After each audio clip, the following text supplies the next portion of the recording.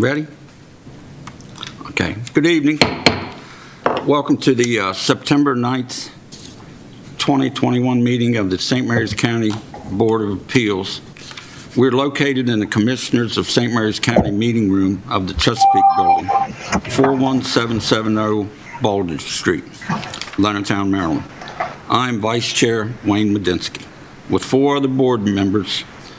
Having met our minimum requirements for a quorum, we will proceed with tonight's meetings. Public meetings are now open to the public. Also, in lieu of in-person attendance, citizens may just listen to the meeting on their phones, but not speak to the board.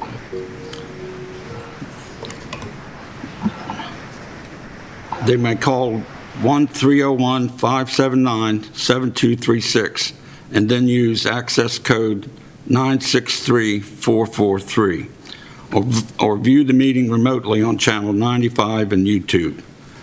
Zoom teleconference will also be available for the applicants.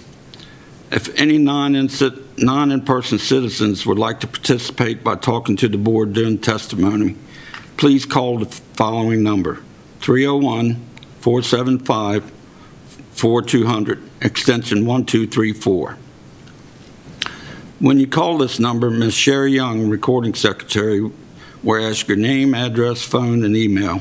In other words, this is a virtual sign-in sheet. Ms. Young will place you in line on hold.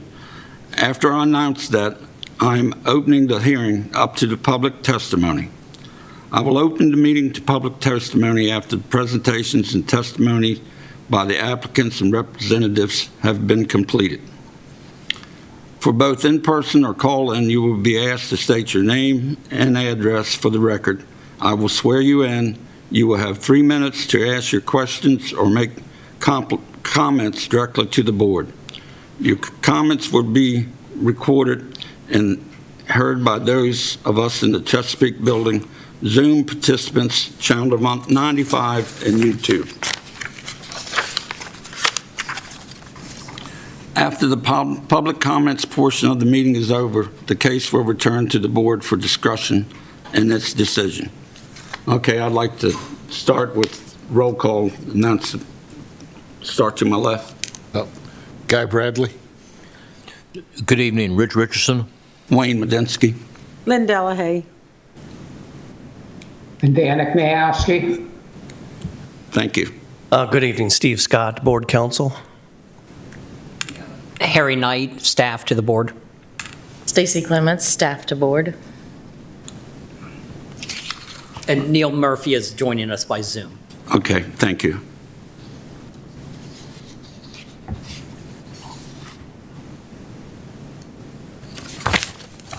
What do we have next? Any other announcements to the Zoom meeting? No, you're ready to move to the first item on the agenda, which is the Smith Creek Marine request for an extension. Okay, I'll open the first case, VAAP 19-131-019 Smith Creek Marine. Do we have anyone here to represent that? Oh, okay, thank you.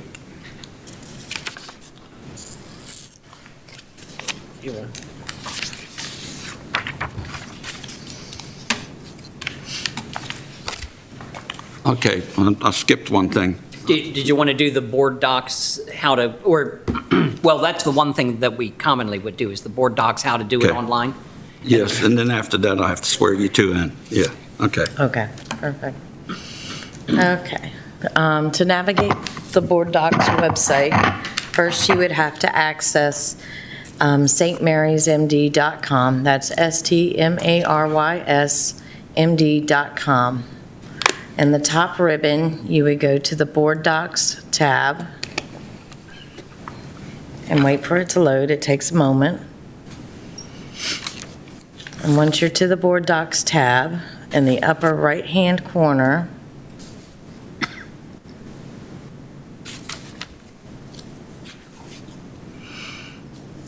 you would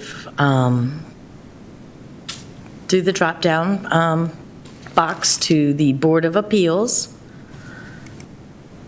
And then on the left-hand side, you will see where all the meetings are listed. Tonight's the September 9th meeting. So we will select that, and in the center will pop up, view the agenda. We select that, and then on the left, we'll have all our agenda items. For our public hearings, you could select the Smith Creek, which we will currently be hearing, and then you will have access to all the attachments. Okay, is there any questions? No. Okay. You ready to take the oath? Yes. Please stand and raise your right hand. Do you declare and affirm on the penalty of perjury that the testimony, responses, and statements you may give will be the whole truth and nothing but the truth? I do. Thank you. The applicant, Yes. do you declare and affirm on the penalty of perjury that the testimony, responses, and statements you may give will be the whole truth and nothing but the truth? I do. State your name and address, please. Steve Vaughn with LSR Land Surveying, 41650 Courthouse Drive, Leonardtown, Maryland. Okay. And you're asking for, Extension to the variance granted last year.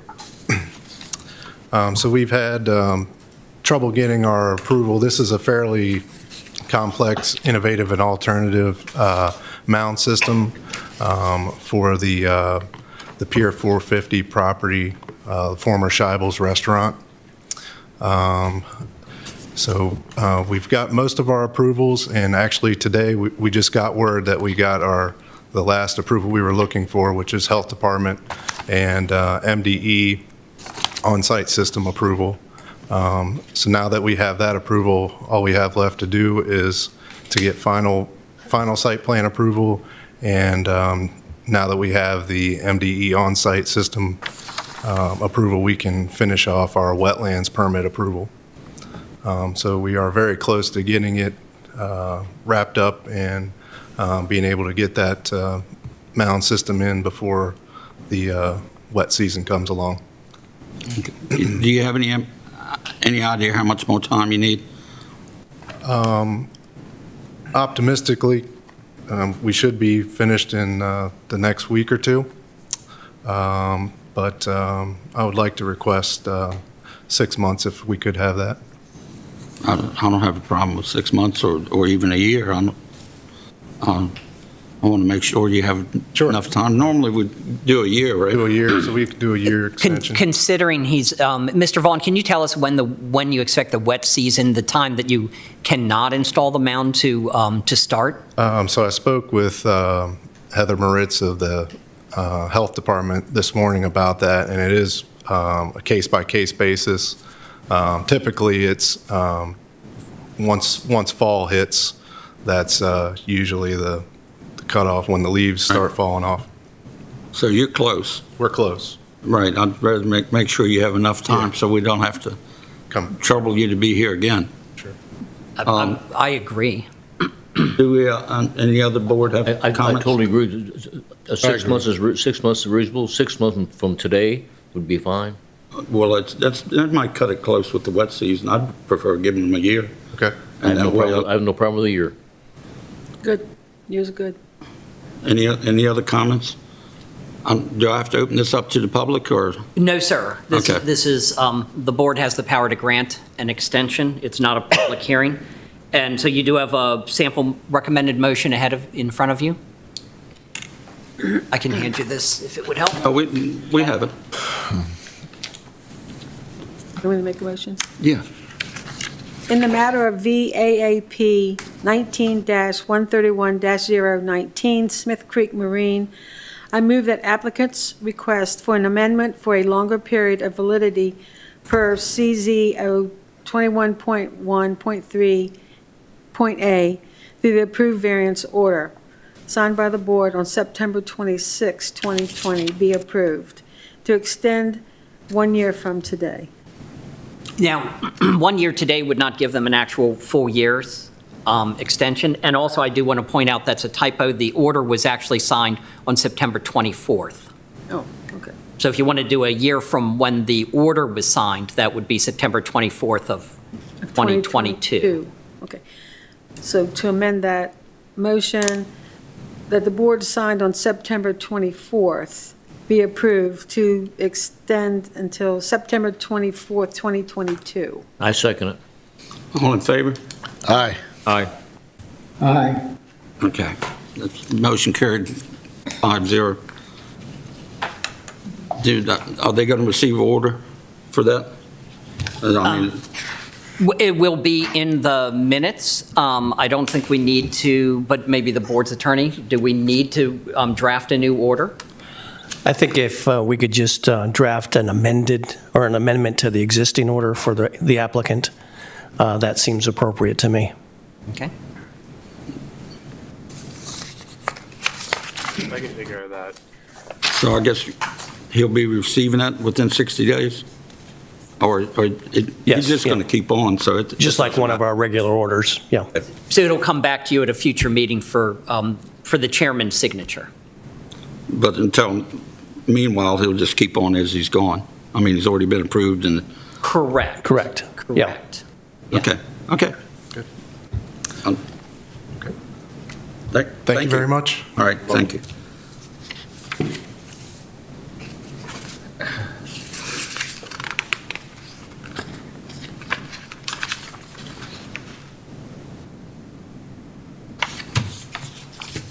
Okay. Next case, CUAP 21-0026 Cheney Loveville Gravel Mine. Do we have anybody representing that? Or stand if you prefer. Evening. Paige Wyro on behalf of Cheney Enterprises. We're going to request that the matter be reset for December 16th, which is the date we cleared before the meeting began. We've had some problems with getting some of the studies which staff needs before issuing their final report to the board, and they've primarily been because of COVID delays, et cetera. It's an existing mine site. This is an expansion that's been there for quite some time, but we'd ask you to defer it until December 16th, I believe is the date that's been cleared. Yes, staff made Mr. Wyro aware that December 16th is a special meeting date that is available to us. So is this a continuance? If you open the hearing and they make that request and you grant the continuance, it is to a date certain. Yeah, well, I've opened the hearing. Yep. Mhm. Yeah. So all I need is a motion to continue this to In the matter of December 16th. CUAP 21-0026 Cheney Loveville Gravel Mine, I move to approve request for continuance to December 16th. December 16th, 2021. Do I hear a second? Second. All in favor? Aye. Aye. Aye. Aye. Okay, let's Thank you very much. Appreciate it. You're welcome.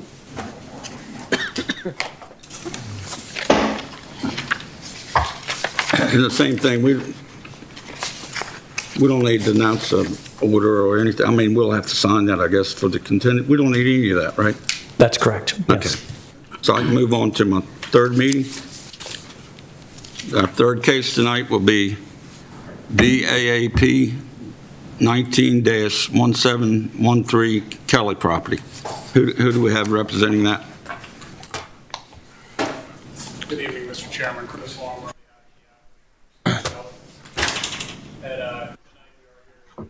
Into this case as well. The variance that we're seeking, there is a text amendment that is in process with Lugum right now, but that has not gone through yet. That text amendment will be very important to the requested relief. So we're asking for a continuance until April 14th, 2022. I know you haven't set your formal schedule for next year, but my understanding is that the text amendment cannot proceed until the beginning of the year due to some regulations relating to the process. So we're hopeful that by April it'll be through if it does pass, and then we'll be able to proceed with our variance request then. I've talked to my client. We know that if the board does not schedule a hearing for that date, that we will have to re-advertise and repost in that instance, but we would ask that it be continued to that date, and hopefully there will be a hearing that date. That would be your regular second Thursday of April 2022. Okay, any questions? No questions. I actually have a small update. I spoke to critical area staff this afternoon on another subject. We brought up the need to update our critical area regulations overall, and they actually told me, Mr. Weiskopf, this is news to him as well, that they're willing to actually take action on that before the first of the year if we can have it ready, so. Okay. But so not as an individual text amendment, that would have to wait, but if we can fold it in to the overall regulatory rewrite. Okay. Yeah, but so April 14th would certainly give him time for that to happen, yeah. Any other No questions, problem. comments? Okay, I just need a motion. I'll make a motion. In the matter of VAAP 19-1713, trying to look at two pieces of paper, make this. Kelly right. property. For the Kelly property, I move to approve the request for case continuance to April 14th, 2022.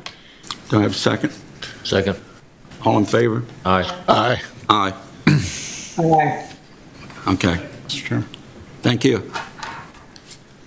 Moving right along. Okay, case number 4, VAAP 19-0874 Clem property. Who do we have representing that? Okay. Mr. Chairman, again, Chris Longmore, I'm here on this matter as well tonight, and the applicant, Mr. Clem, is here with me, as well as Jeff Neiman, the surveyor that's working on the project. They'll both be testifying tonight. Okay. And so we do have a staff presentation that Stacy can show. Okay. There we go. Okay. Tonight we're here to hear VAAP 19-0874, the Clem property. They're asking for a variance from subdivision section 71.8.3 to disturb the critical area buffer to replace a single-family dwelling.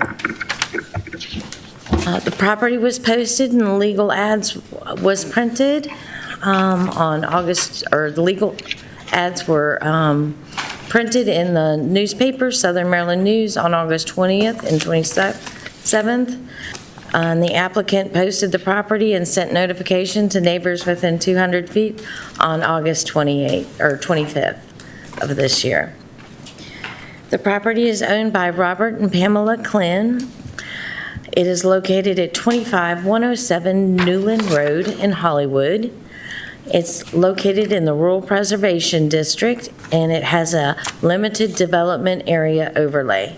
It consists of 4.6 acres and currently has a single-family dwelling with a shed and a boathouse. As you can see, it's located off Newland Road in Hollywood on the Chuckhole Creek. It's a little bit closer. It's located and surrounded by rural preservation. Okay, the existing conditions of the lot, you can see the house down by the peninsula along with the pier, and the boathouse is there also. We'll zoom in and we can see that a little bit closer. There we go. The boathouse is over here, the house is here, the shed is up in here. Okay, the existing conditions. The existing house has an existing non-conforming structure because it does not comply with a minimum 20-foot rear setback from the sensitive area, which is the critical area buffer, as required by CZO Section 32.1.2B. CZO Section 52.3.2 reads, "No non-conforming structure shall be moved unless required by law or unless the movement or relocation will result in the elimination of the nonconformity." Now, The applicant is proposing to replace and relocate a non-conforming house without eliminating the non-conformity. Currently, the Health Department has approved the site plan. Stormwater Management and Soil Conservation District also approved the plan in May of 2020, but the Critical Area Commission is not in support of this variance request. Here's the critical area buffer map. It is set 100 feet off of the mean high water of the Chuck Hole Creek. Here we have the site plan, the details, and here we're getting a close-up of the site plan. Here is the existing house that they're planning to remove inside the critical area buffer. Here is the new location of their proposed house, along with the new proposed garage. They are proposing to remove the house and the shed and add a new house and a garage. Here's a little bit closer view of the impact to the critical area buffer in the red hatch. Okay, mitigation for this project, if approved, would require 2,866 square feet of permanent disturbance at 3-to-1 ratio, which would end in 8,598 square feet, with an additional 3,850 square feet of temporary disturbance at the 1-to-1 ratio. There's also 4,634 square feet of canopy removal, which is also at a 1-to-1 ratio. It also would require 2,194 square feet of buffer establishment, but that would gain 2,636 square feet credit for the removal of lot coverage of the existing house within the critical area buffer. So all in total, the mitigation for this project would require 16,640 square feet of mitigation. 12,956 of that would need to be planted in the buffer, and 3,684 square feet would outside of the buffer. As always, a major buffer management plan would be required to be approved prior to the issuance of a building permit. Now, do you want to withhold your standards for granting a variance until after the applicant is? That is our new procedure, to hold that for your deliberations, your discussion on the matter. Okay. Now, is there any questions for staff? Actually, yeah. So in section 6, under the critical area standards, one of the reasons that they gave for disapproving, they said that per the letter, and it's section 6A. Can't hear you. Sorry, is that better? Section 6A, they talk about we recognize the applicant has minimized proposed impacts to the buffer. However, there still appears to be ample opportunity to locate the proposed dwelling entirely outside the extended buffer. Therefore, denying the variance request would not result in an unwarranted hardship. The lot is large enough such that the applicant has reasonable and significant use of the property without impacting the expanded buffer. But they've already got a house that they're going to remove. They've got a mitigation plan that has to be approved. So I don't understand why the Critical Area Commission denied when there's already something there.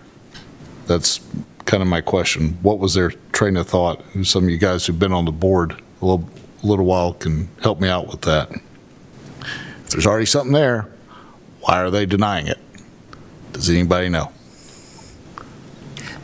Well, I mean, to be honest, I heard more than one question asking board members who've been here longer to help you out with their take on it. I can't, I'm not a board member, nor am I the Critical Area Commission, so I can't really get in their head and tell you exactly where they were coming from. I think it's best that their letter be accepted into the record as they requested.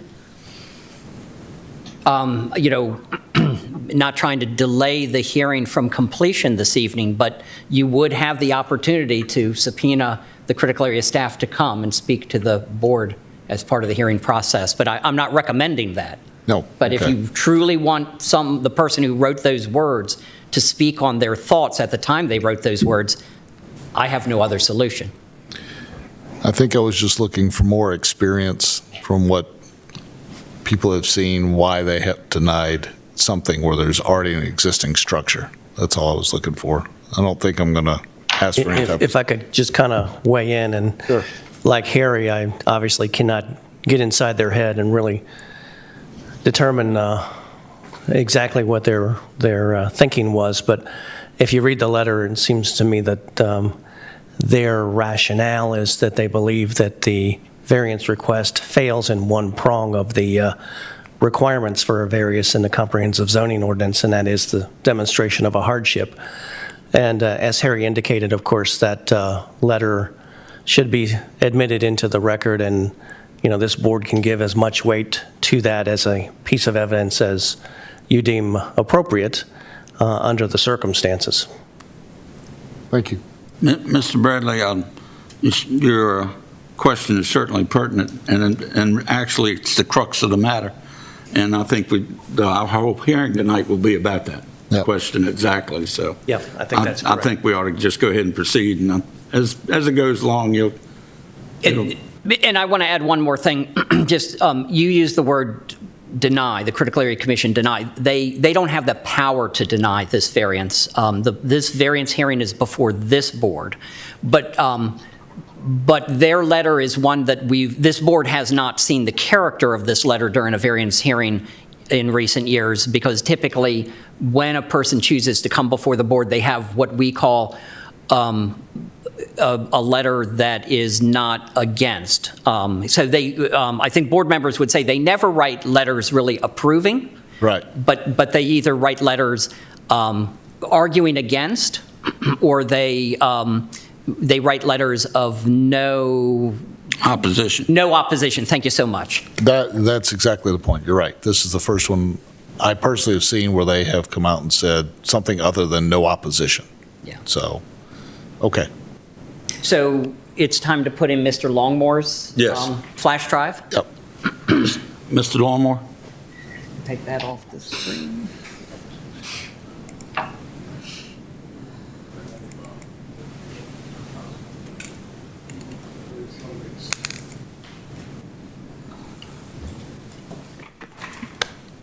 Good evening again, members of the board.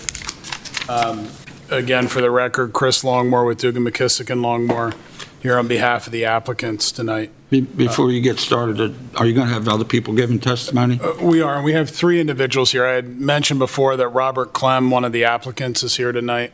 Also, Jeff Neiman with Linear Surveys is here as a surveyor. Both of them I know will be testifying. Mr. Kenny Wentworth is also here. He is the anticipated builder of the house, and if there's any questions, he's here for questions, although he's not part of our primary. Go ahead and swear them in and get that taken That'd be care great. of. Thank you, Mr. Chairman. Could you please stand? Raise your right hand. Do you declare and affirm on the penalty of perjury that the testimony, responses, and statements that you may give will be the whole truth and nothing but the truth? Okay, thank you. Okay. Thank you, Mr. Chairman.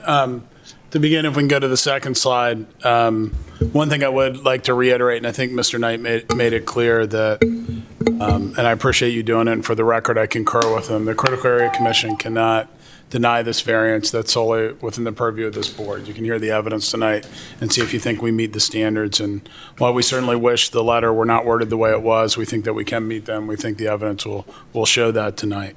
To begin, I'd just like to introduce our team. I introduced myself already. Again, Robert Clem will be here. He'll describe the property to the board. We have some photos to show you and also describe generally what he's asking for and kind of what brought about the application.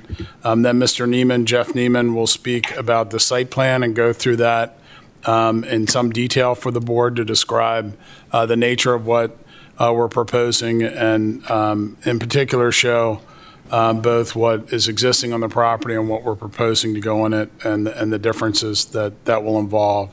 We also have a description of the proposed new home that we will show you. We have some draft renderings and some plans, just in case the board is interested in seeing those. I know that in prior hearings, well, I don't know that that's directly relevant. Sometimes it's been of interest to the board, so we'll show you those, and then we'll address the variance standards at the end. So with that, I'll ask Mr. Clem to come up, and we'll go to our next slide, and he'll, again, and Bob, if you can share with the board why you're asking for the approval tonight, and then walk through the photos introducing them to your property, that would be great. Well, I guess for me, just a little bit more of the personal side of it. I'm sorry, introduce yourself and the address. Robert Clem, Address. 25107 Nolan Road. Okay. Thank you. This property's been in the family for almost 60 years. I've grown up down there, mainly weekends. So it has been a waterfront property. It's within 25 feet of the water. The house is showing its age, obviously, and we would like it a little bit more comfortable, heating and air conditioning, and so I'm getting ready to retire here in a few years, so it's possible that it might be a place where I retire. The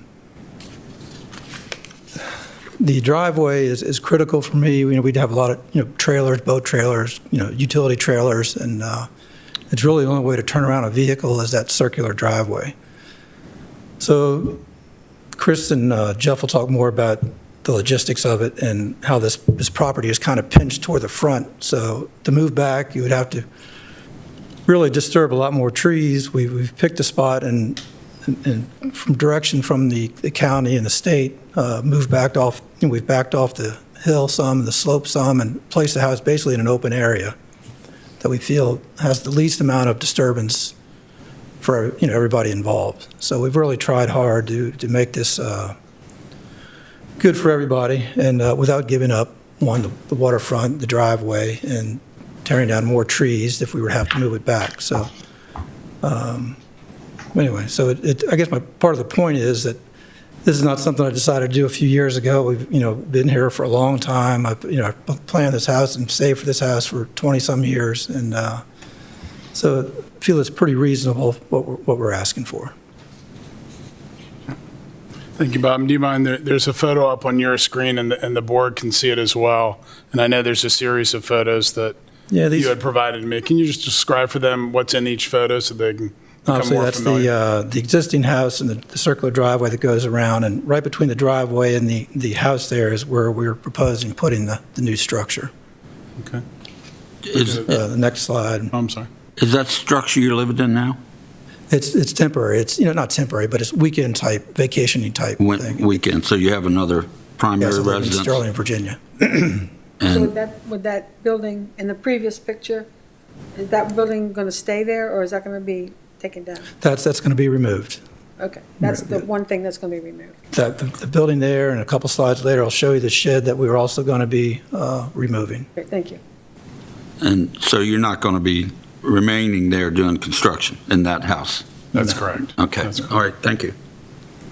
Any other questions? No, sir. Okay, all right, continue, I'm sorry. That's fine. Just a shot of the interior of the house. Obviously, it's an older structure, and so just kind of give you an idea of what it's like now. A little on the small side, but this is the view from the front porch now. Like I say, it's about 25 feet off the water.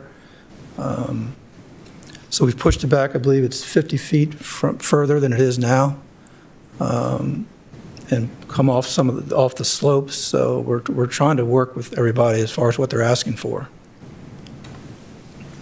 Next slide, please. There's just another view a little further back, and it shows the house and the shed on the right, which was also to be removed. Yeah, so that house, the structure right in the middle of that photo is the house again, right? Is that correct? Just so it's clear for the board and on the screen. And then to the right, that's the shed that is also being removed as part of your plan? Correct. Is that correct? Okay, thank you. Next slide. Just the view from the pier out front. Okay.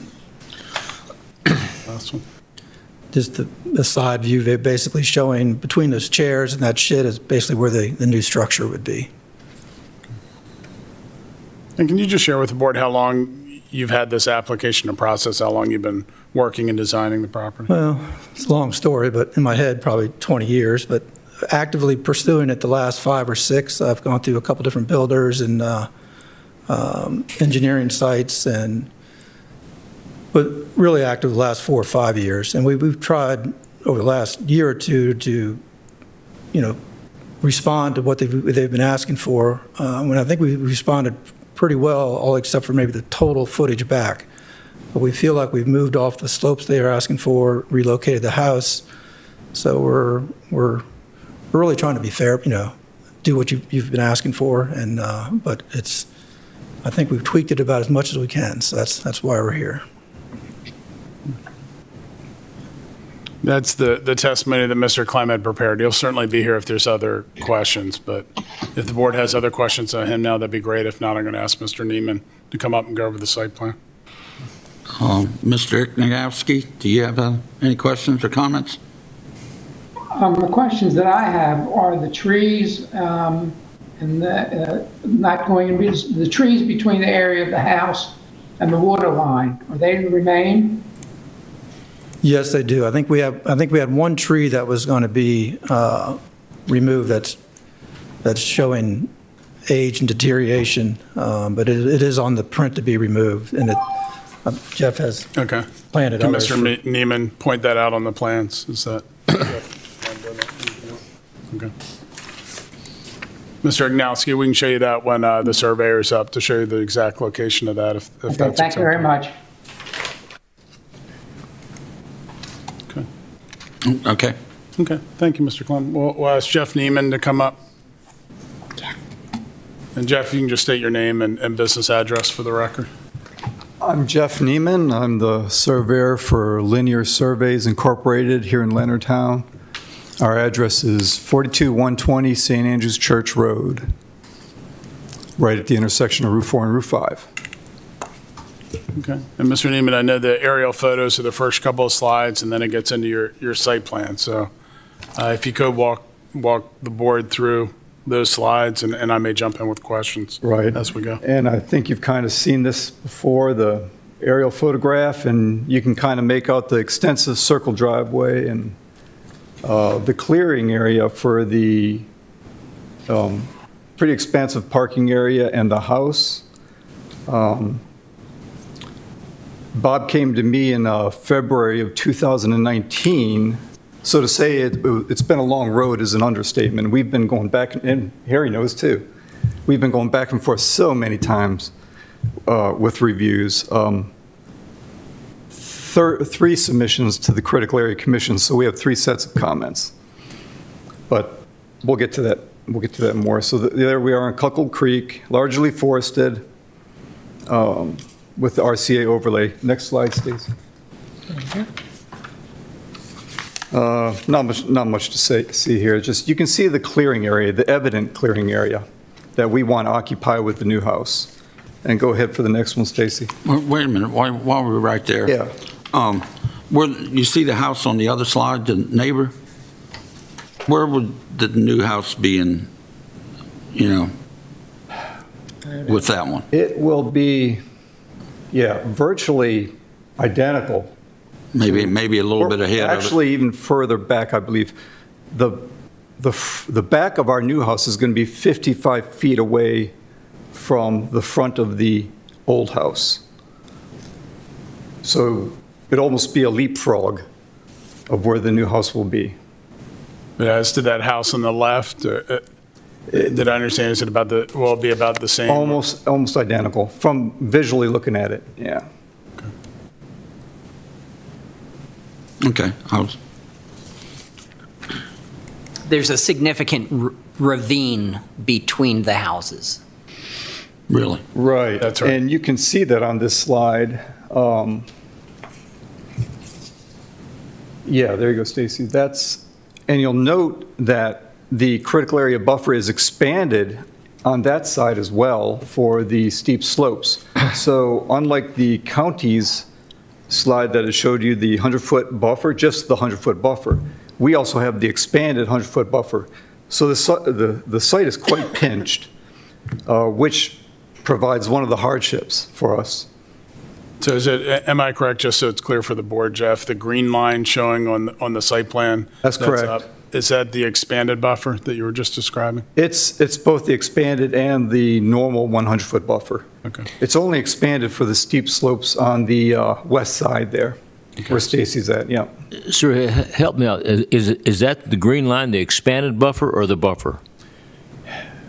There is only a buffer, but it is both. It's showing you both the expanded buffer and the normal 100-foot buffer.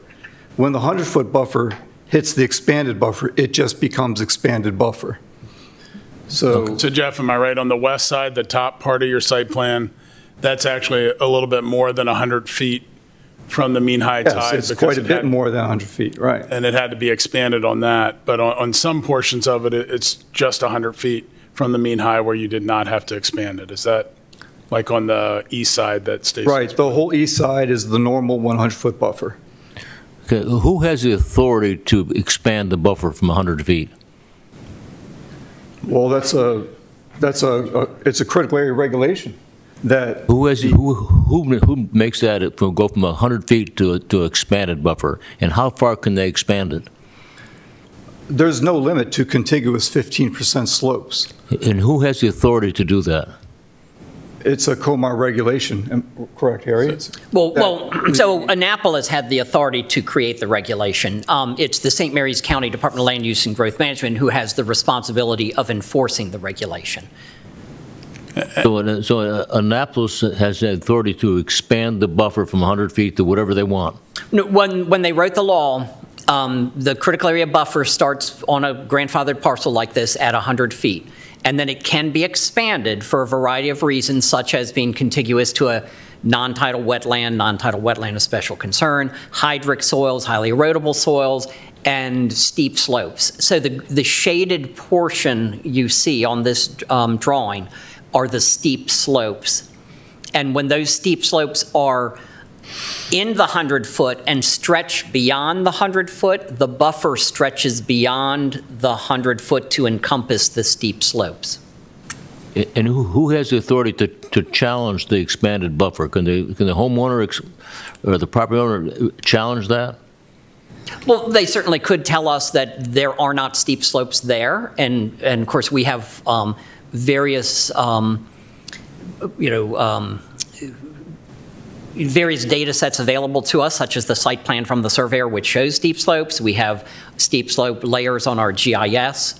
So, I mean, it's quite matter of fact that there are steep slopes present on this site. Right. And I don't think the applicant is challenging that in any way. No. Yep. Any waterfront property in this county, when you're looking to build, this is what you deal with. I know. I mean, this isn't just this gentleman here. It's, No, I live on water. I have water on 3 sides, so I know some of the rules. okay. It's pretty amazing how far that buffer can get expanded. Like Harry was saying, for hydric and highly erosive soils, they're all over this county. So we are getting site plans all the time that have these hugely expanded buffers. And I think for our purposes tonight, the line shown on that site plan was prepared by Mr. Neiman as part of his site plan. And I don't believe there's any disagreement between the county or us or even Critical Area Commission as to where the line is, or there hasn't been voiced any opposition. So those are the constraints we're dealing with tonight on this property, is that green line. Right, which therefore we're quite pinched in our building area. Can you, before we forget, can you show either on that site plan or maybe going to the slide before where that tree is that's being removed so we can address Mr. Ignowski as it's shown? Well, actually, that is one of our slides, but you have to jump all the way near the end. If it's coming up Wait later. a little bit. Okay, we'll do it then. I'm sorry. I didn't know. I'll definitely show all the clearing. Okay. Mr. Bradley, to speak to you and the tone of the Critical Area Commission letters. Like I said, we made 3 submissions to the critical area, and the tone does change. I mean, at first, in 2000, we get a submission every year, In 2019, their comment was basically, this office notes that there may be some opportunity to move the proposed house further away from the steep slopes. Not so bad. We thought, okay, we can do that. And we did. We moved the house, the majority of the house, outside those steep slopes that they're quite concerned about. Resubmitted, got the next set of comments. Now we're in 2020. The gist of the letter is, there appears to be ample opportunity to locate the proposed dwelling entirely outside the expanded buffer. Thus, denying this variance request would not result in unwarranted hardship. So, okay, so we moved it entirely out of the expanded buffer. Then we get to this submission that we're looking at, and we have, we recognize that the applicant has minimized proposed impacts to the buffer. However, there still appears to be ample opportunity to locate the proposed dwelling entirely outside the expanded buffer. Well, it is outside the expanded buffer. I'm not entirely sure why that sentence is even there. It's in the buffer, granted, but it's outside. We're not touching those steep slopes. And I'll just note while we're on this slide that the stormwater management, we're proposing a rain garden, one at the house, one at the garage. And this stormwater management, when the site is completed, our site area will act hydraulically as though it was back to woods in good condition. So we are basically improving this site as far as stormwater treatment goes. You can turn to Stacy, next one. And Jeff, before we turn, or if we can go back, just so the board's clear, the proposed new dwelling is what is partially in the buffer, correct? The garage is entirely outside of the buffer that you just Correct. The mentioned. garage is entirely outside the buffer. The house, I'd say, is like a half in, half out of the buffer. Yeah, actually, how many feet from the water line is the house? We do have a slide that I think might show it almost exactly, or at least how far you're moving it back. But do you have that measurement, Jeff? Well, I have the measurement from the front of the old house to the front of the new house. If Bob's correct, and it looks about right, 25 feet from the water to the back of the old house. Then our new house is going to go another 50 and a half feet to the back of our new house. So we're approximately going to be 75 feet from the water with the new house. Thank you. And Jeff, just so it's clear, when you say the back of the house, you mean the closest portion to the water? Correct. Is that correct? Okay. Yeah, to me, a lot of people say the waterfront side's the front of your house. Yeah, I understand front and back. I'm a you come in the driveway front guy. That's the front of your house guy. Thank you. All right, I'm sorry. No problem. And next slide. The details, not very exciting. The left-hand set are dealing with erosion and sediment control. Right-hand set of notes and details are the stormwater management and the detail of the rain gardens. And that was some of the devices you just described that will make the project more protective of the stormwater. Correct. It's certainly going to have much less runoff than it did before we had this project. Thank you. Okay, Stacy, go ahead. Now, I know these plans get very busy with line work, so I'm breaking it up into bite-sized chunks so we can kind of follow along what's happening here. This slide simply shows the existing lot coverage, the existing impervious surface on this property. You can see his existing house, expansive covered deck, the shed there. Quite a bit of pavers, the boathouse, and that expansive circle driveway, which Mr. Clem enjoys. Yeah, and Mr. Neiman, if I can, if this were not approved tonight for some reason, all of this could remain in the buffer. There's, no reason why it would have to be. No, absolutely. You could stay right where it is. Okay. It's grandfathered. Stacy, next slide. This is showing you what we're planning on removing, the impervious surface we plan on removing, which obviously is an environmental benefit and helps us do some trades for mitigation, planting mitigation. But everything shaded in gray is planned on being removed. Obviously, the entire house, a number of those pavers, which are not absolutely necessary. That shed is being removed, that 200 square foot shed, and a fair portion of his driveway. we're going to eliminate those. So, and up top there, you can see that we have, from the buffer, we are removing 2,636 square feet of impervious surface. All right, Stacy, go ahead. Moving on down the road, we have, now we're adding to it what we're proposing in orange. This is all that we're proposing. There's no additional driveway or anything like that. We don't need it. But you do see in orange his house, and you see his proposed garage. And So when you had said earlier it almost leapfrogs it, does this kind of show that, how the new house will be? exactly, and you see almost- the 50.44 feet is how much our new house will be set back further from the water than the old house. But all that orange is inside the expanded buffer. I mean, not all of it, but everything on this side of the green line. Yeah, it looks like the portion to the left and the lower, below that green line will be in the buffer. A portion of the house will not be, and then the garage is the other Right. rectangular structure to the right, and that will be entirely out of the buffer. Okay. Yeah, Thank you. basically Thank you. everything to the right is out of the buffer, everything to the left of the green is in the buffer. Okay. And of interesting note, we are adding a net of 478 square feet to the entire property of impervious surface.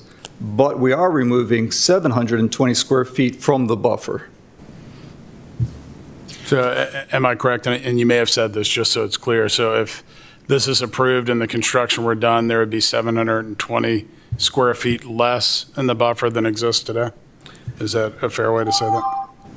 I didn't quite catch that. If you left it the way it is, there'll be 720 square feet more impervious surface in the buffer than our construction will propose. Right. If we leave it alone, there's going to be more in the buffer than what we want to do. Right. Okay, thanks. Let's see here. Obviously, a key consideration in our design was for Mr. Clem to continue to enjoy his circle driveway. That was important to Mr. Clem. Yeah, as the board roll call, Mr. Clem said he brings trailers and other things. There's no other Right. way to turn around other than having the circular driveway was, I believe, what he said. Not shown on And here. I would note that this house is less than 150% larger than the original house. And because of that, we are considered a redevelopment, not a substantial improvement. Thus, we are required to have less mitigation. We only have to mitigate for our new impervious, for the net, the increase in impervious surface outside the buffer. If we were a substantial improvement, we'd have to mitigate for the entire impervious surface outside the buffer. So we did keep the size of our house smaller than we might have wanted, just so we didn't have to mitigate so much planting. Go ahead, Stacy, that's good. All right, this slide is showing our limits of disturbance. This is the soil we're going to disturb. You don't quite see the septic system, which goes off to the right there, but the meat and potatoes is shown here. And the importance of this slide, I thought, was I had said the critical area is very concerned about disturbance of the steep slopes. So we are not disturbing any steep slopes except for what is necessary to remove the existing house and the shed. Not only are we removing those impervious surfaces from the steep slopes, we're also going to be putting in forest plantings back into those particular areas. So Mr. Neiman, again, and you said this, I think, but just to make it clear, as there exists today, almost the entire shed is located within those steep slopes. Is Correct. that correct? And a portion of the existing house? Yeah, a small portion of the existing house hangs out over the steep slopes. Okay, and so the proposal is to remove the shed entirely So there will be no shed in the steep slopes if this is approved, Correct, no shed and no portion of a house. Okay, and it'll move the house as well. So there won't be any permanent structures on those steep slopes if this is Correct. approved? They're all being removed and planted back to forest. Okay, thank you. I think that'll do it for that. Stacy, next slide. Here we have the forest removal, which somebody was concerned about. But there you can see that actually it's 3 trees, individual trees that we're removing. One right behind the house. Yep, there you go. We feel like these trees probably have to be removed as part of our construction efforts to demo this house. So we plan on pulling these 3 trees out. The green blob near the bottom, that's also a patch of trees that's going to come out. So basically, within the buffer, we've limited the forest clearing to just 350 square feet of trees, plus those 3 individuals. Outside the buffer, we have the orange areas being removed, and that's actually a typo. It says reforestation outside the buffer is 2,300. It's really, we're really clearing 3,100. So 3,100 feet. So those 2 orange areas have to be removed outside the buffer, and what you don't see that's required for the septic installation. While you got that slide, is that green blob down there, is that because of the stockpile area or not?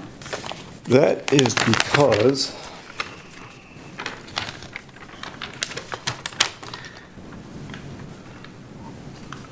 let me get myself oriented here.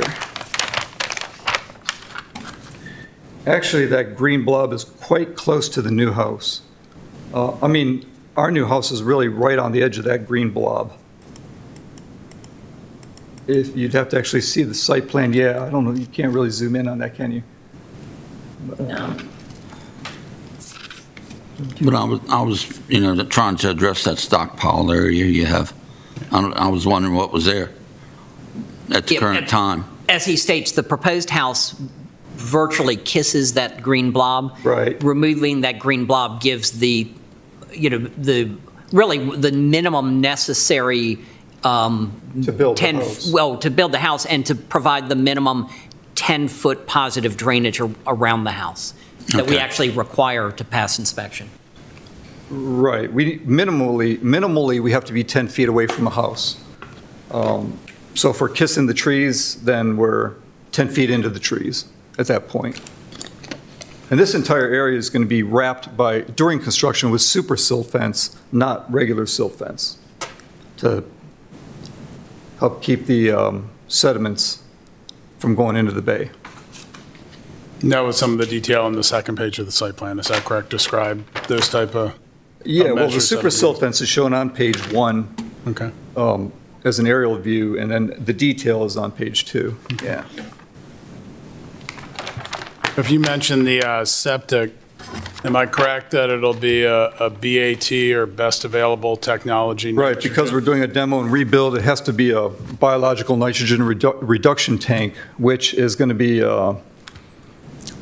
far better than what's existing today. It'll remove the nitrogen, a vast amount of the nitrogen from getting into the groundwater. And there is there an existing septic on the property now? There is, but we have no idea where it is. Yeah. But it's being abandoned. And it's certainly older than the best available technology Right, that will be installed. there wouldn't be a So- BAT. It was built in the 1960s, I believe. So there's a tank under there somewhere. You saw the planning or the amount of plantings that were described by the staff. Is that correct? There will be some mitigation that'll be required? Yeah, some 16,000 plus square feet of plantings, which you can see in the bottom left-hand corner of the screen that's up there. All those little red squares on the left-hand side, those are clusters of trees, either a single canopy with 3 shrubs or 2 understories and 3 shrubs, large shrubs. But all those plantings are going to be what's required, really. And it's the correct amount inside versus outside the buffer. Basically, what you're looking at, I have one question. yes, On the best available, are those drain fields, or would it be a mound system? They're drain fields. Drain fields? Yes, ma'am. Okay. And you can see the little bit of forest clearing that we plan on doing just to the west of those trenches, which necessarily have to come out. So we have 22 canopy clusters, 25 understory clusters, and 1 tree. Takes care of our planting.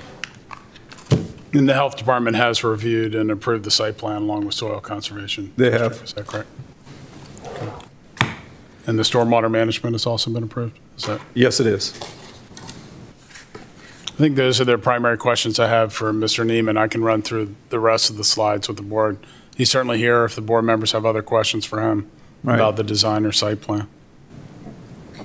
I have one more question. On the slide where you had the existing house and the proposed house behind it, right there. Right there. Back on Right here. there. So the existing house is 50.44 feet, right? Is that what that means? The gray That's not house? it's not the size of the house, it's how far, it's the distance from the old house to the new house. So the new house will be 50.4 feet further away from the water than the Correct. existing house? From the water? Yes, from the water. But the arrow that's on the right-hand side is the back of the house or the front of the house, however you look at it? I think that's right. Is that right, Jeff? That's how you calculated it, correct? The arrow is pointing from the most waterward corner, the old house, to the most waterward wall line of our new house. Does that answer the question? And that's how much further back it'll be from where the existing house is now, as it sits. That's how, okay. It's almost exactly the back of the old house, the front of the old house is where the back of our new house will be. Right. You can kind of see that there. So what's the distance, the width? I guess it's the width of that orange building. Do you have? Well, actually, Kenny might be able to say something to that. I could only scale it right now. And that orange is not just showing house, that's all the decks around the house as well. Yeah, we do have Kenny Wentworth, who's the builder here, and some of the plans are on some future slides that do have some measurements on it. So I don't know if, I'm having a hard time reading them because I have a smaller copy here, but it'll be on the, it'll be on the other slides and we can kind of show you. Apparently, it's, I mean, including the nearly wraparound porch, that orange is about 60 feet wide from left to right. Correct. Okay. It's about 6 feet wide. And it's and about, well, there's some bump outs going on here. But the widest part looks like it's going to be about 50 feet from west to east. Okay.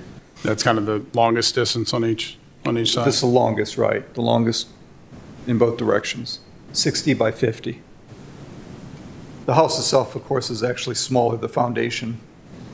It's more like 40 feet by, 40 by 40, really, So inside of that. the inside of the house, the proposed inside of the house is smaller than the existing house that you're going to be taking down? No. The existing It's- includes covered porches too, right? Is that the existing Yes, house? it does. To be clear. It's larger. It's close to 100, it's close to 50% larger than the old house. Okay. Thank you. This orange area, Right. basically. Got it. The house itself with the foundation might be very close. 40 by 40. Had the foot, as Mr. Neiman said earlier, had the footprint of the proposed house been more than 50% the footprint of the existing house, we would have judged it a substantial alteration and the mitigation would have gone up. That's where So I'm this going. is, Right. this is, That's I where I'm double checked headed. it myself, it is just shy of Right. 50% larger than the existing house. Right, that's where I'm. Footprint. It was definitely a target to stay under that magic number. Right, I got it, because that's kind of deceptive, if you look at these squares. That's not, okay, got it. Because you can imagine if we had a plant for all the impervious surface outside the buffer, for the entire circle driveway all the way up to Nolan Road, we'd be planting all day long. Thank you, So it was important to stay right. a little, Another question, if you look at the distance from the water for your new house compared to the house, compared to your neighbor's house, are you closer to the water or is your neighbor closer to the water? I cannot say if that neighbor is closer to the water or not. All I can do is visually look at the aerial image and tell you it's nearly identical, in my opinion. Okay, well, I share your opinion. I look at the aerial view of the other houses in the area. A lot of them look like they're closer, and some look like they're farther. So you're not asking for anything else somebody else hasn't already got. And we will. We'll look at one of the aerial photos as well as I summarize. But particularly if you look, when we look at the aerials to the east of this property, right across that smaller portion of the creek. Yes. Several of those are fully within the 100-foot Yes. buffer. Positively, and I want to point that out, that many of them are much closer than your proposal. Right, we're not outside of the character of the community. Mr. Richardson, we have no idea when those were built. They all could have been built before the Critical Area Commission enacted any of these regulations. And we do have one example we'll show that received a recent variance, so I'll share that with you, but I certainly understand that. So that, one of the prongs we have to meet is to show that, this is not a special privilege, and I'll address the standard more specifically at the end. We hope we'll be able to do that. Are you pretty much finished right now there? I'm finished. Yeah, Jeff is done with the site plans. We can just run through the renderings real quick of the house just to show you. You can see it's kind of a narrow. I'm fine right here.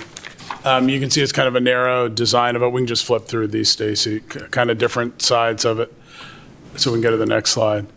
That's another depiction of it. The next one, you can see kind of how it's, trying to fit it into that square footage that is required. And kind of the idea of showing you this is one that they're kind of, trying to design it in a way to meet that square footage, to have some outdoor space like most waterfront homes, and also to build up instead of building out to meet the footprint requirements. So if we can go to the next one, that's another example of it. And then we can go again. So if you have any questions about any of these specifically, Mr. Wentworth is here. These are drafts, they're not final plans. They've had to readjust the plans as the houses kind of moved during the design process. And then these are the actual plans as they exist, which again are subject to change, but we wanted to show you. I believe that's the lowest portion of it. Then if we go to the primary first floor is the next slide, showing some of the porch. We go to the third one.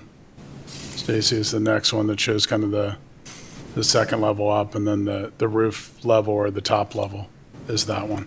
So if you have any questions, we know sometimes the board asks kind of what is the thought of what the house will look like. We wanted to show you that. Thank you.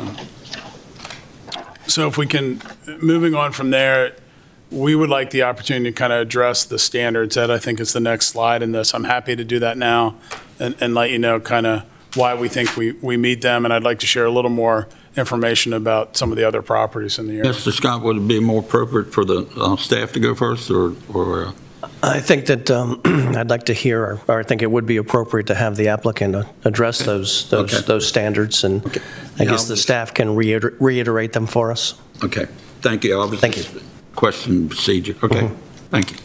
So if on this slide, these are the same standards that I think are cited in the staff report. So the first standard is that there's special conditions or circumstances that exist that are peculiar to the land or structure involved, and that the strict enforcement of these provisions would result in an unwarranted hardship.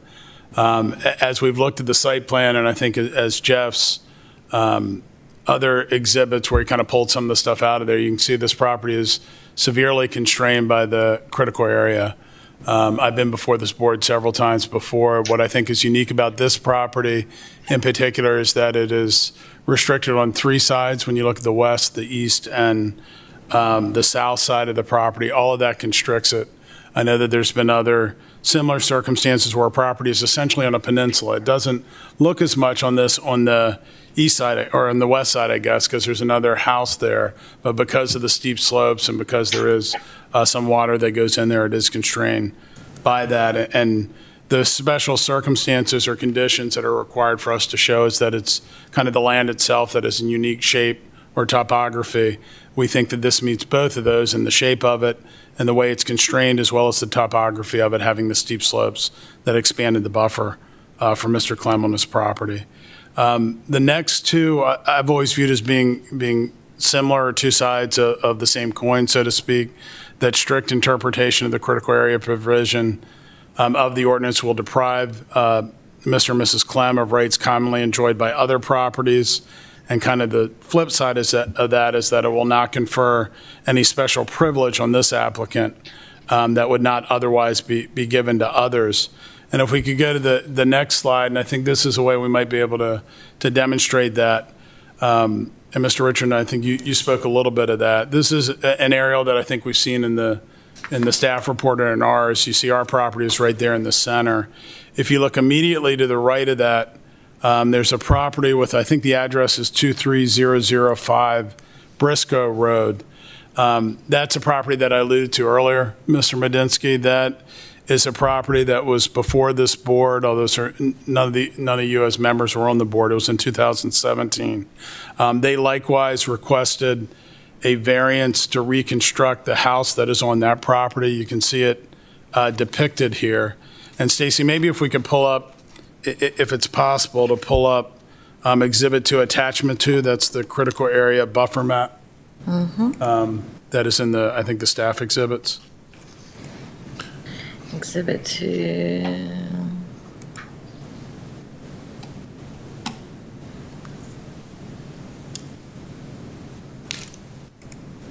Sorry to jump like that, Stacy. It's okay. She's here to serve you, Mr. Longmore. We were working on this today to find some of this You're research. looking for the critical area map, correct? Yeah, it's the one with the critical area buffer map. So if you look to you can see this house almost immediately to the right of that blue area. Stacy, do you have that? So the house is shown there is fully within the buffer. I found on the county website today a copy of the decision and order from that hearing that I'll present to you, just so the board can have it. Since it is a neighboring property, we'd ask that you consider it, because we think that does show that this is not a special condition. I'll hand it out, and then I'll highlight just a few of the passages. I do have a PDF of it on that stick if Mr. Ignowski cannot see the paper copies, if he chooses to. And the board secretary will enter this, get it labeled and entered into the record as a numbered exhibit. Okay, Thank you. thank you. Thank you.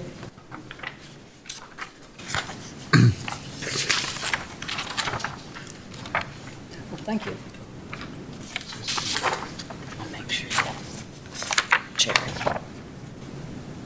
So, Mr. Chairman, I want to be clear, the prior decisions are not like standing precedent before this board, but one of the standards we need to show, and I'm sure your attorney would tell you that, but what we need to show is that this is not a special privilege and that we're not getting something that other properties would not get. The portions of this that stood out to me, again, it was only 4 years ago. I don't know of any significant changes in the critical area law since then. The same standards applied that apply now. They're written into this order that the board issued. I'll just read a couple of the highlights that I think show why it's relevant tonight. This property contained a single-family dwelling with 3 porches, walkways, a shed, a brick barbecue, a pump house, and a gravel driveway. The existing dwelling was entirely contained inside the buffer, which sounds similar to where we're starting tonight. The applicants in this case proposed to construct a replacement single-family dwelling with a porch, a deck, and stoops, and a detached garage entirely outside of the buffer and a driveway. So again, it sounds similar to us. We're asking for a garage out of the buffer. One of the differences here, and this is on page 394, as it's indicated in the order, in the conclusions of law, it says, although the replacement dwelling will increase the amount of lot coverage within the 100-foot buffer, the existing footprint is being utilized, and the total amount of lot coverage on the property will be under the 15% that's required, just like ours is. If you look at this, this was an approval to replace an existing house on the exact footprint where it was. It actually expanded a little bit. I watched a little bit of the video today from the hearing. So it was actually a little bit more lot coverage than what they started with. And as opposed to our house, where we're proposing to take what's entirely in the buffer now and move part of it out and move it further back. This is right across the creek from where we are, similar soils. It's the exact same creek. If I were in my younger days, I might even be able to throw a rock from our property and hit that property. And I would note that in the order in that case, the Board of Appeals wrote, the Critical Area Commission opposes a variance request because the applicants are proposing to increase the amount of lot coverage within the 100-foot buffer, which again, we're not, and remove vegetation within the buffer when it appears there are areas outside of the buffer to place the house and avoid the clearing. That part is similar to ours. So the Critical Area Commission had similar problems in this, according to the board's order. And then the board went on to say, often in the past, the commission has not opposed in-kind dwelling replacements in the buffer. That is something that I've seen over the years that I've been doing this. I think this letter is a new type of interpretation by the Critical Area Commission. The board will have to decide what to do with it, but when there's a neighbor 4 years ago that is able to get a similar variance, or one that is, respectfully closer to the water than what we're proposing to do with everything in the buffer, we'd ask that the board consider this as an example of a nearby property and show that we're not asking for more than what other neighbors have recently gotten under the same law. So we would appreciate it here. We would ask that that be part of the record.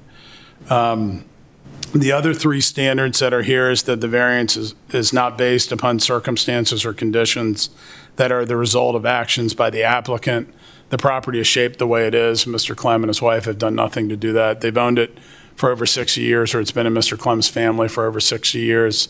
And as you can see, the home on there is very dated as a cottage, and they're just looking for a reasonable size house like other waterfront property owners have in our county. The granting of the variance will not adversely affect water quality or adversely impact fish, wildlife, or plant habitat within the critical area, and the granting of the variance will be in harmony with the general spirit and intent of the critical area program. As to those standards, I think Mr. Neiman highlighted a lot of these in his testimony. And then that it's the minimum necessary to achieve the reasonable use of the land. If we can go to the next slide, I'll highlight some of the reasons why we think we meet those. One of the intents of the critical area ordinance is to have permanent structures further back from the water and have older ones move further back. We're doing that. We're a little more than 50 feet further back than the existing structure. Our proposal will result in less lot coverage in the critical area buffer than exists right now. So there'll be less coverage as well as it being further back. That is one of the goals of the critical area program. If you allow them to build this, if they had to build this further back outside of the buffer, that's where you saw a lot of the forested area. So it would result in a lot more trees being removed from the 1,000-foot critical area. So in this one, they only have to move the three and the little bit that was near the house, as Mr. Neiman did. So we think for all those reasons, those are positive. And then if you go to the last slide, Stacy, we also think the property will be a lot more environmentally friendly than it exists right now. And some of the reasons are suggested here. There'll be new stormwater management devices that are in place that are not there right now. Again, it'll be less lot coverage in the buffer, but there will also be devices to catch any stormwater that it catches, so it'll be a double benefit. There will also be the BAT, the best available technology, nitrogen removing septic system that does not exist now. That is something that the state has heavily promoted to assist with pollution in the bay, and we think that that'll be an improvement on this property. There will be, again, less lot coverage in the buffer than currently exists. And then we're also moving the structures that are in those 15% slopes so that the state found so important to actually expand the buffer when you have those types of slopes. We actually have structures that are there now that my client has a right to keep if he wanted to. He's proposing to remove those to not only protect the slopes by removing those permanent structures, but also by replanting in a way to stabilize them that he would not have to do. So I think when you look at this with both a practical eye and a factual eye, if this is granted, the house is going to be further from the water and it's going to be a lot more environmentally friendly than if the board denied it and required our client to keep what's there. We know the Critical Area Commission had its concerns in there. I don't know that they had all the information. I think they had a lot of it, but I don't know that they looked at it the way we did in our detail. As you know, it goes up there with what we send to the county, and we don't really have the opportunity to really discuss it with them. But we think this is an example not only of something that would clearly be better for the environment if this is approved, but it's also in line with another approval in the very past future where it would be just patently unfair for my client not to get a variance when a neighbor that has a house entirely in the buffer just got one 4 years ago. So for those reasons, we'd ask that the board find that we meet the standards. I know it's a public hearing, and we're going to open it up. If there is any public comment, we'd ask to be able to respond to it as well. Okay, Thank you. thank you. Does staff need to respond now, or you want to open it to public testimony? I think let's go ahead and have the staff review the, Well, actually, I mean, I think it is appropriate to open to public Okay. comment now, because their presentation has been made. I think either way is fine. Yeah. And yeah. then when you close it to public comment and you're ready to make your decision based on the standards is when staff will provide whatever assistance you request to go over the standards. Okay, Okay, that's fine. Yeah. all right. Well, I'd like to open it up to public testimony. Do we have to hear anything from the I can phone? definitely check. We'll give people a moment because they could be dialing their phones. There is no one in the audience, it appears, who wants to give testimony. I don't. All right, we'll give Ms. Young a call.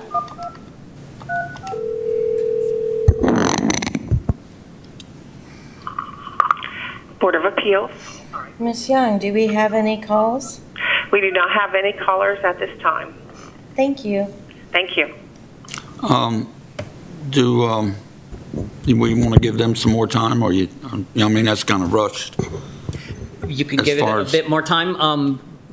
So just so you understand the procedures, she is there throughout the whole hearing so that if someone calls in early, she takes their name, number, address, and advises them that when it's open to public hearing, Ms. Young herself would contact them. So we can double check to make sure no one called Yeah. earlier.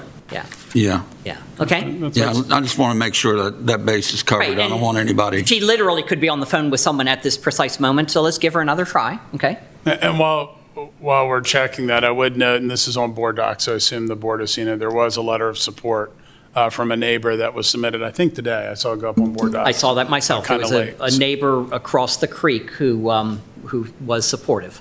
So that was the only public comment in writing I saw before the hearing tonight, just so it's in the record that there was one comment. I'm sorry, but I didn't see that. It's at the bottom, It came up kind of late. Oh, okay. I think I didn't see it yesterday when I checked, but I saw it. I saw it today. right here.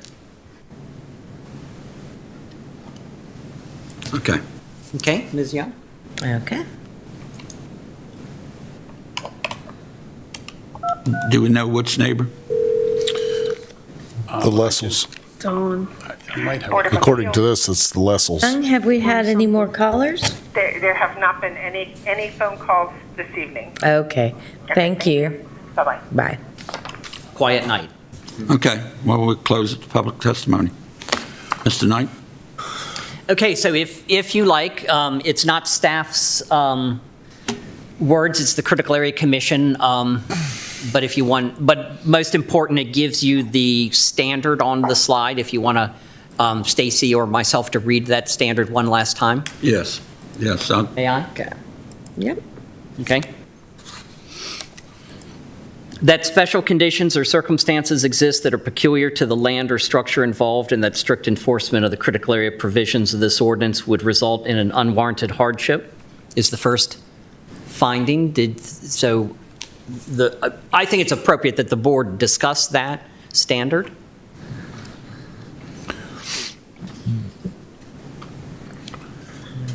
Before we move on to the next? Right, Yeah, okay. yeah.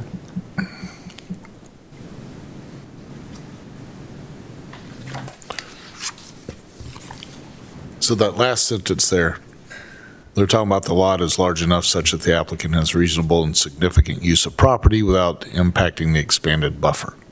Meaning, could you move it to the north? And you had mentioned that there were some trees or other things that would cause more mitigation if we moved it to the north. Is there any other topography or other concerns with moving the house back? Right, and so Mr. Longmore and Mr. Neiman did a good job of presenting the specific characteristics of this land that they believe create the hardship. And so the task before you is to weigh those, what the Critical Area Commission has offered in writing and what they've provided in testimony tonight. Right, but what the commission is stating there is, and we talked about south, east, and west. We didn't talk about north, except for the mention of a few trees from what I heard. So the whole crux of their statement here is that last sentence, the way that I read it.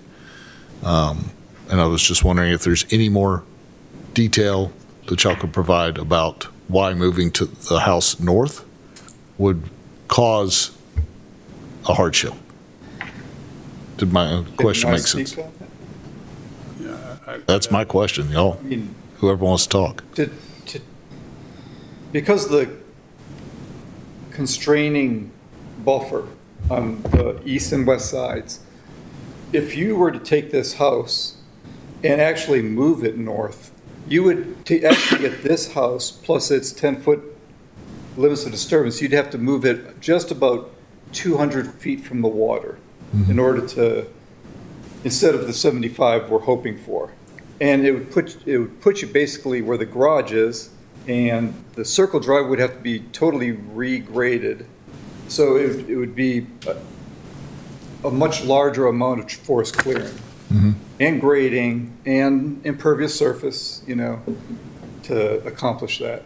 Yeah, if I was to synopsize it, you've got the one argument that we gave you additional information in the staff report that there is approximately 70,000 square feet, more than an acre of unencumbered land. It's still in the critical area, right, but it would not impact the buffer whatsoever. Their rebuttal to that is, as Mr. Neiman just said, it would totally disrupt the circular driveway. It would require more forest clearing because they're actually taking advantage of already cleared area to move the proposed house to. And so what's the more significant impact? Okay. One of the standards of critical area law often espouses is to try to keep vegetated areas in their natural vegetative state is one of the terms that's throughout that. So we would certainly have to remove a lot more of the natural vegetation that exists in order to move the house further back. I believe the site plan showed the forested area on that shows that almost after that clearing, you can see on the aerial, it's all wooded in the back. Right. Thank you. And then the driveway was a significant concern to Mr. and Mrs. Klum as well. I have a question. You keep saying more. Can you give me a more tangible amount of forestry that you have to remove? It's really almost all wooded beyond the garage site. Is Right. that, am I? Yes, it's almost You can testify, entirely I can't- wooded. There's a couple of copses of trees that were snaking our septic line through, so we don't do more forest clearing. But beyond these copses of trees, it's totally forested. So I could only speculate on how much more clearing would be required of forest. But it would certainly be the width of our house plus new driveway area. So, like right now, I'm looking at the buffer map, one with the, So the entire property, I believe, that or almost all of it is in the 1,000-foot critical area. Is that correct, Joe? That's correct. It's entirely in the 1,000-foot buffer. so if you looking at the buffer map, Boundary. the house could then be put in that cleared area. Is that correct? And you would, I mean, it would encompass the entire amount of cleared area that we see there. Well, the applicant would have the right to clear or put up to 15% of the entire lot in lot coverage outside of the buffer. Right. There, I believe, according to the site plan, the allowable square footage that is allowed in this, in the property total is 29,671 square feet. If they were fully out of the buffer, that would be of right, or under the rules, they would be allowed to do that. And I believe and Jeff, you might be able to. Well, yeah, so we have half. Yeah, about half of that is what this is doing. So if it moved out of the buffer, he could build a much bigger house that would have more of an impact on the trees, and that would be allowable under the critical area law. So respectfully, I think that, my client has tried to redesign his house multiple times to meet the spirit and intent of the critical area ordinance as was required in one of the last standards.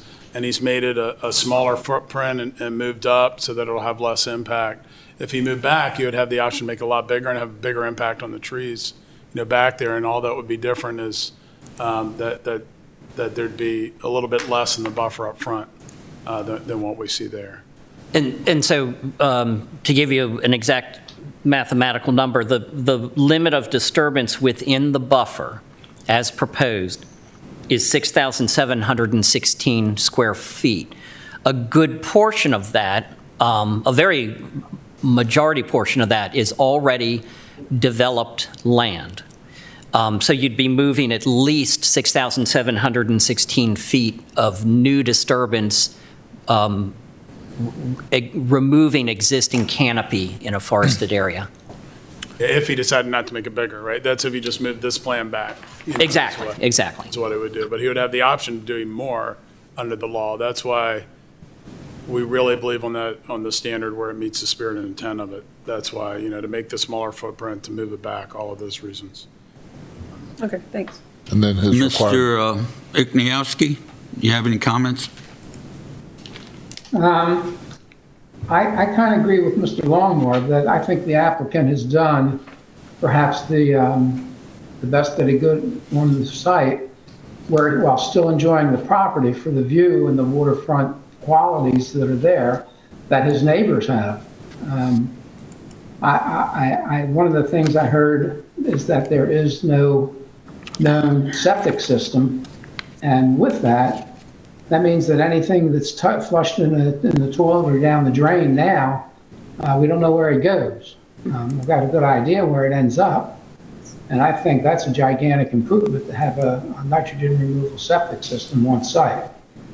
And with all of the mitigation that's also occurring on site rather than someplace else, I think the property is environmentally better now, or is better, will be better, with these improvements than it is now.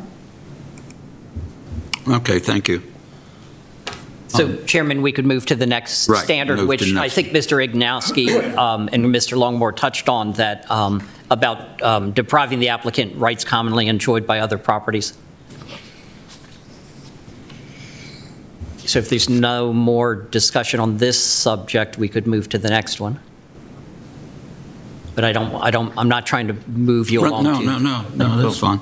Yeah. Any comments on this one? No. Other than what we've had? Okay. Okay, C, the granting of the variance will not confer upon an applicant any special privilege. Once again, covered by Mr. Longmore.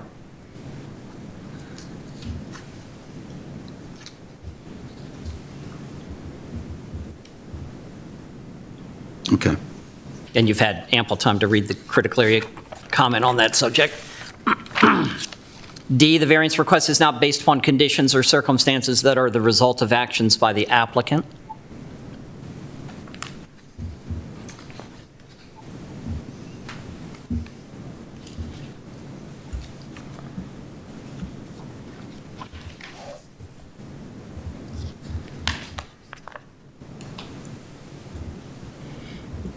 I'm happy with that. Everybody okay? Okay. Mr. Igniowski and the applicant spokespeople have explained how the development will actually bring environmental enhancements to the property. This is where staff would normally plug in the statement that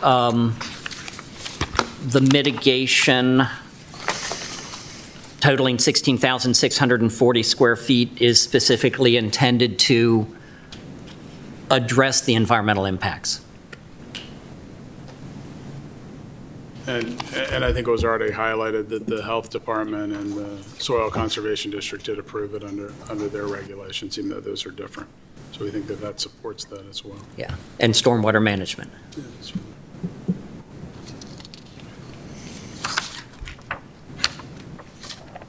So if you're ready. Okay. So last but not least, the variance is the minimum necessary to achieve a reasonable use of land or structures.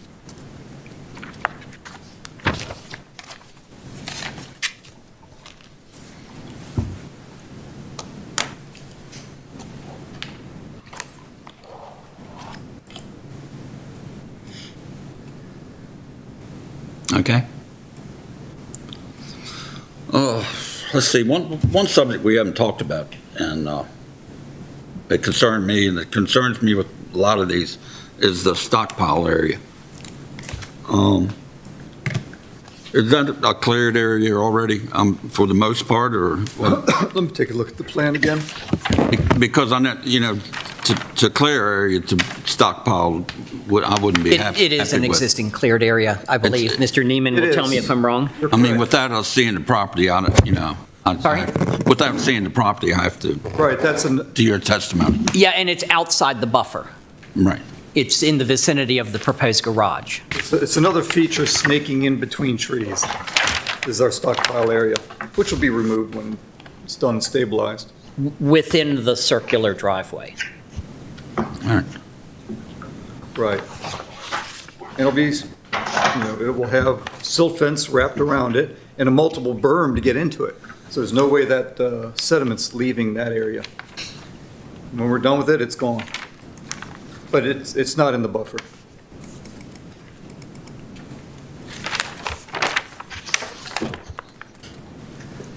Okay.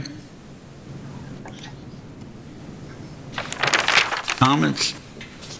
I'm confident that they tried very hard to do in the spirit and the intent of the rules, the way the land sets, to move that house farther back.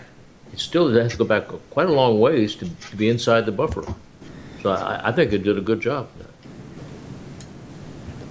I agree. I think that they've done everything they've been asked to do, and I think also with the document that they produced on an earlier County Board of Appeals discussion along the same lines, I think this falls in line with that.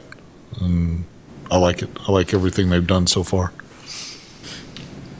Ms. Delahaye? It's a really beautiful piece of land, and I think the house is gorgeous. But I think that we really need to pay attention to the critical area and the reasons why they feel like the house should be relocated. What they did in 2017, I don't know, I wasn't here then. I'm here to look at tonight's case. I just think there's enough land and enough wiggle room there, so you don't have to snake in and out to relocate the house.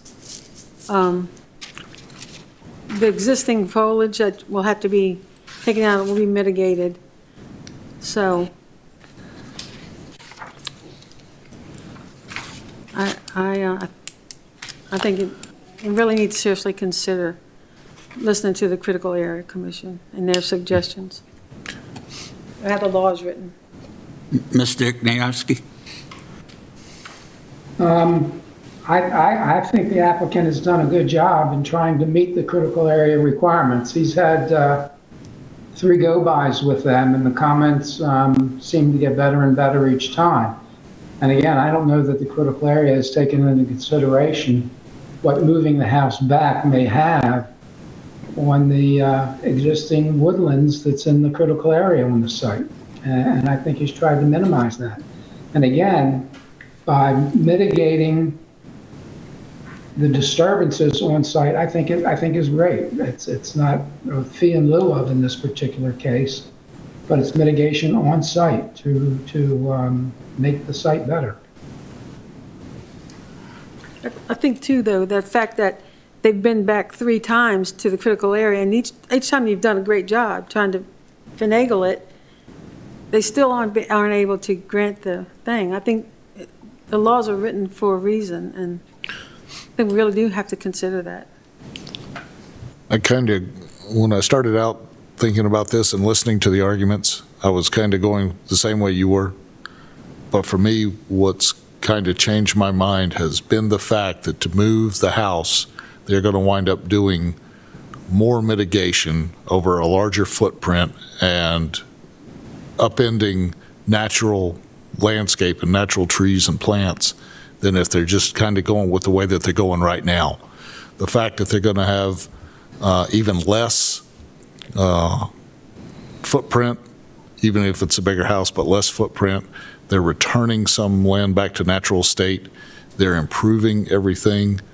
I don't think that the Critical Area Commission took into account what would happen when they moved the house back. So as they got through their presentation, and like I said, when we were first looking at this and all the homework I was doing, I was kind of going with maybe the Critical Area Commission got this right, but after listening to the arguments, I'm more inclined to go the other way, thinking it would do more harm than good to move the house further up the property. So it's been a real struggle, this whole conversation.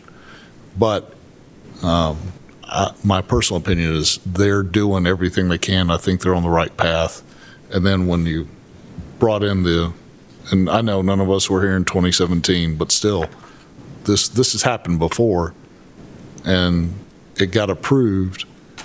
So there is a precedence, even if we can't use the word precedent here. There is a fact where this has happened before, and it's been approved in a similar circumstance, not the exact same. But I just think we're doing less damage to the whole area with this plan than if the house had been moved back. So that's what I'm thinking. Okay, when I first read this report and studied it, like I do all of them, I was flat out against it. I'm very critical of the critical areas when they instruct us to do something. I really lean heavily towards them. But I agree with the majority of the board that this is going to be a better piece of property when they're done than what it is now. Yeah. And they certainly have a right to remove that house and replace it. And I don't see no reason why not let them do it. I think it's going to be better than what it is now, and I can't be part of standing in the way of that. So with that said, I don't know if we need to address the, critical area, I think we're ready to vote. No, the standards, but you need any more help with it? Mr. Chair, I think you've discussed the standards a sufficient amount, unless anybody has any more comments or questions regarding the standards. Yeah, we don't normally do this, but because Mr. Murphy is outside the room, we could touch base just in case he has any. I mean, he will be writing the order regardless of what your decision is. So if I may ask Mr. Murphy, does he have any questions? Is he still there? I don't have any questions. Thanks, Harry. So it's at this time, it would be up to the board. Excellent. And as Steve said, if they want additional instruction, the staff is certainly welcome to do so. Okay, no, I'm good. Then could I have a motion? Yes, sir. In the matter of VAAP number 19-0874, having made a finding that the standards for granting a variance and the objectives of sections 24.4 of the St. Mary's County Comprehensive Zoning Ordinance have been met, I move to approve the variance requested from section 71.8.3 to disturb the critical area buffer to replace a single-family dwelling. Do I have a second? Second. All in favor? Aye. Aye. Aye. Aye. Aye. No. Okay, so we have 4 in favor and 1 opposed. Okay.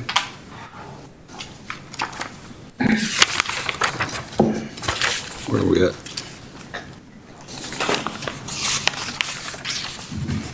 An order reflecting the board's decision will be prepared by staff and signed by the board within 60 days.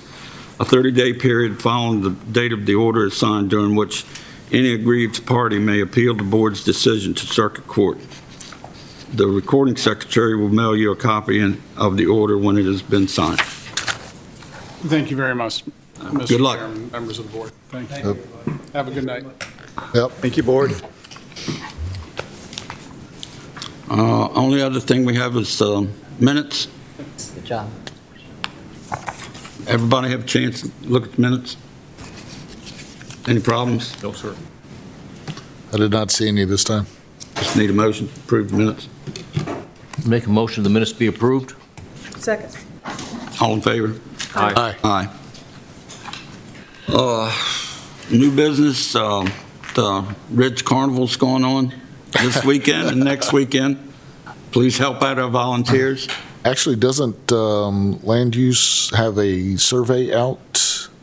Isn't there a survey going on? Oh, that's so nice of you to mention. Yes.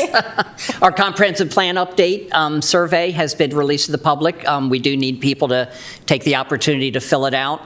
And we will consider the survey closed on October 31st. Happy Halloween. So this is very important. It is your community opportunity to give us input as we move forward with the very important comprehensive plan update. Is this it? That is a paper copy. There's paper copies available throughout the county, and it is also available by SurveyMonkey link on the county website. I got this one right here at the front door, pretty much. Yep. Please, everybody's got their opinion. That's a good place to voice it. Yeah. Anything else? Dan? If I may make a comment, Yeah. I would like to thank Mr. Medinsky for sitting in for me while I have been recuperating. Hopefully, I will be in attendance at the next meeting, doctor's orders permitting. And our next meeting is? Oh, wow. Our next meeting is October 14th. And the Sloan?